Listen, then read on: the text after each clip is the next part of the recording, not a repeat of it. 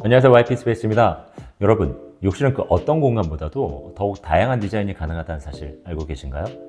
어떤 자재를 쓰느냐에 따라 정말 다양한 디자인이 나올 수 있고 또 그에 따라서 가격도 천차만별로 달라지는데요.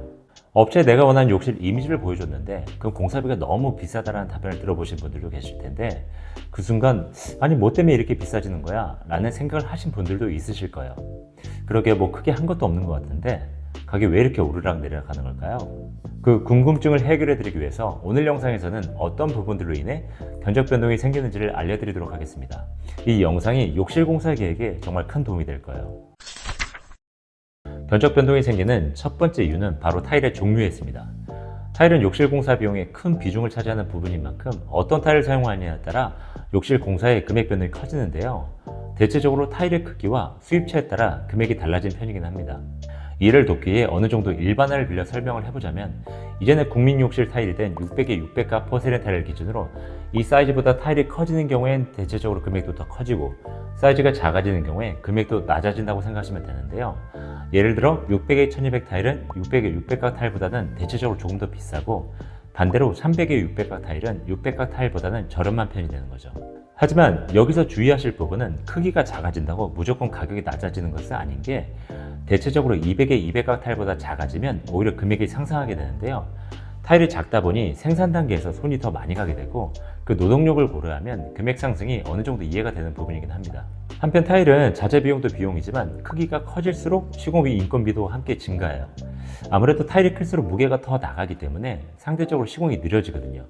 단 여기서도 모자이크 타일은 예외인데 모자이크 타일은 무게가 적게 나가더라도 너무 작아서 손이 많이 가기 때문이죠. 이 외에도 타일은 수입처에 따라 금액이 달라지기도 하는데 대체적으로 유럽산 타일이 중국산보다는 비싸요.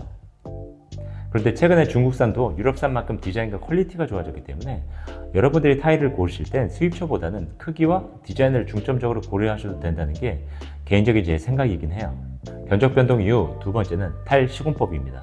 타일 시공법은 크게 두 가지로 하나는 기존 타일 위에 타일을 덧박하는 방식, 또 하나는 기존 타일을 모두 철거하고 시공하는 방식이 있어요. 준공 후 연차가 얼마 되지 않은 경우에 덧방을 고려하신 분들도 계시긴 하나 덧방은 아무래도 내부 공간이 조금 더 줄어들다 보니 생각보다 많은 분들이 준공 연차 상관없이 올 철거를 요청하시곤 합니다.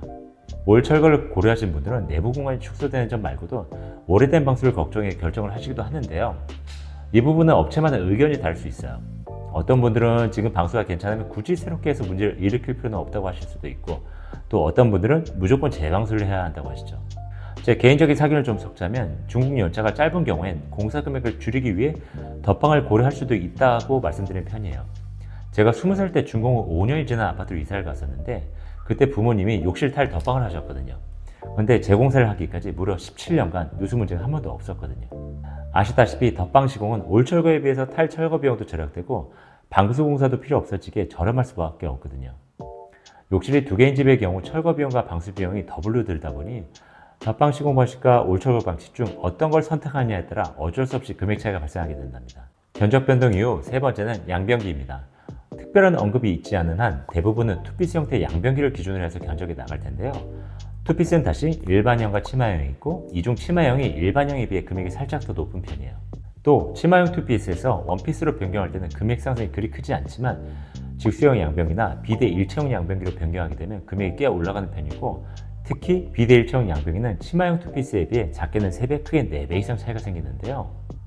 그러다 보니 욕실 두 곳에 투피스 양변기로만 시공하는 것과 비대 일체형 양변기로만 시공하는 건 금액 차이가 꽤 나게 됩니다. 그러나 비대 일체형이 제품 가격으로만 보면 굉장히 비싸게 느껴지지만 개인적으로는 그렇게 비싼 가격이라고는 생각하지 않는데요. 왜냐하면 비대처럼 매월 사용료를 내는 게 아닌 일시불로 구매했다고 생각하면 그 구매 비용도 꽤 크거든요. 비데를 제외한 양변기 값만 고려한다면 그렇게 무리가 되는 선은 아니라고 생각이 들고요. 그래서 비데를 꼭 사용하셔야 하는 분들은 양변기와 비데를 따로 설치하기보다는 일체형으로 진행하시는 걸 더 추천드리고 있어요. 견적 변동 이후 네 번째는 세면기입니다. 세면기는 크게 세 종류로 나눠볼 수 있는데 가장 대중적으로 사용하시는 반다리 세면기와 아직까지도 많은 분들이 찾으시는 타일 세면기, 그리고 마지막으로 세면기 합장이 있어요. 사실 이 외에도 스탠딩 세면대나 대리석 세면대 등도 있지만 이번 영상에서는 조금 더 대중적인 세면기들로만 다뤄보도록 할게요. 자, 보통 욕실 견적을 들 때는 가장 대중적으로 사용되는 반다리 세면기를 기준으로 하는데요. 혹시 내가 타일 세면기나 합장을 고려하셨다면 일반 세면기에 비해 금액이 최소 2배 이상 올라가게 돼요. 타일 세면기는 제품 자체보다는 별도의 공정들로 인해 금액이 비싸지는데요. 일반 세면기는 도기 시공제가 설치만 하면 끝이지만 타일 세면기의 경우엔 가장 먼저 금속으로 뼈대를 잡고 목공에서 뼈대에 면을 붙여주고 마지막으로 타일 시공제가 타일 붙여야 하기 때문에 일반 세면기에 비해 추가로 여러 공정들이 생겨서 인건비로 인해 금액이 올라가게 된 시스템이에요. 반면 하부장은 공정의 문제보다는 세면기 외에도 상판이나 하부장 가구 등 여러 가지의 비싼 자재들이 추가되기 때문에 금액이 올라가게 된답니다. 견적 변동 이후 다섯 번째는 바로 수전유입니다. 수전은 크게 세면기 수전과 샤워 수전이 있는데요. 일반적으로 욕실 공사 견적은 여러분들이 오랜 시간 봤던 돌출 형태의 제품들로 책정이 되지만 여기서 매립 수전으로 변경하게 되면 비용이 상승하게 돼요. 매립 수전이 일반 수전에 비해 제품 가격도 조금 더 비싼 편이긴 하나 그것보다는 공정이 하나 더 추가되어 가격이 더 비싸진 부분도 있는데요. 일반 수전은 아파트 건설 시 매립되어 있는 수도 배관에 제품을 연결하면 되지만 매립 수전은 기존 수도 배관과 호환되지 않아 제품에 맞게 수도 배관을 수정해야 하거든요. 욕실 2개에 세면기, 샤워기 수전 모두 매립으로 진행하는 경우에는 총 4개의 제품 가격이 오르고 4군데의 설비 공사가 추가되다 보니 전체 비용이 만만치 않아지는 거예요. 견적 변동 이후 여섯 번째는 욕조입니다. 욕조는 크게 기성욕조와 조정욕조로 나뉘는데 이때 기성욕조는 또다시 매립형과 이동식으로 나눌 수 있고 욕실 공사에서 기본 견적으로 나가는 건 매립형 욕조예요. 몇 년 전부터 많은 분들이 조정욕조를 요청해 주시는데요. 조정욕조가 일반 욕조보다 비싸다는 사실은 다들 알고 계시더라고요. 사실 조정욕조는 벽돌 가격만 생각하면 딱히 비쌀 이유가 없지만 그거보단 시공하는 데 드는 인건비가 많이 들어가기에 비싼 건데 벽돌 쌓아 욕조 형태를 만드는 것 자체도 시간이 많이 걸리지만 다시 타일로 표면을 감싸는 과정이 시간이 꽤 걸려요.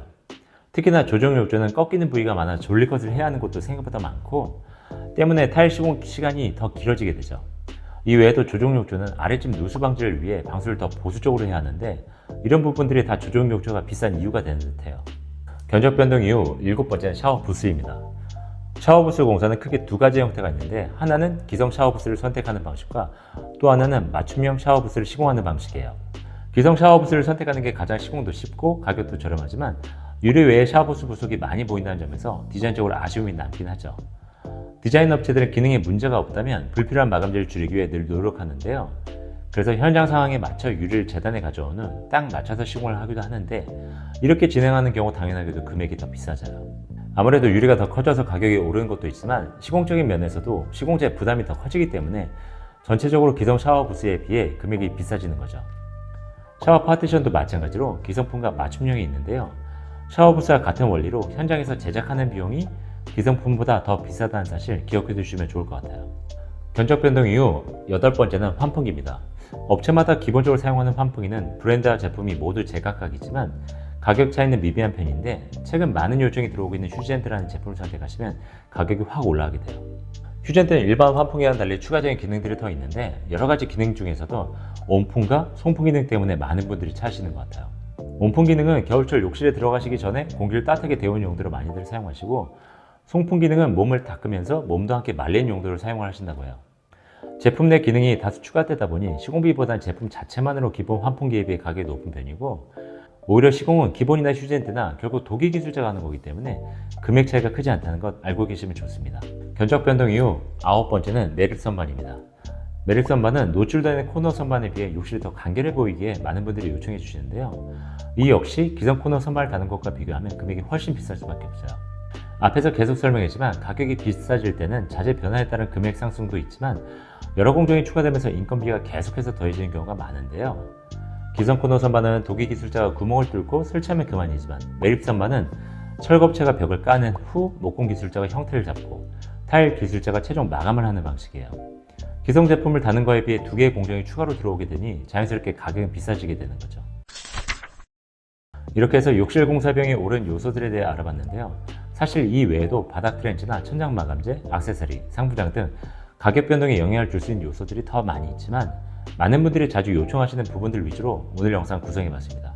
이번 영상을 통해서 내가 원하는 욕실 더 완벽하게 완성하시면 좋겠네요. 그럼 다음 영상에서 뵐게요. 감사합니다.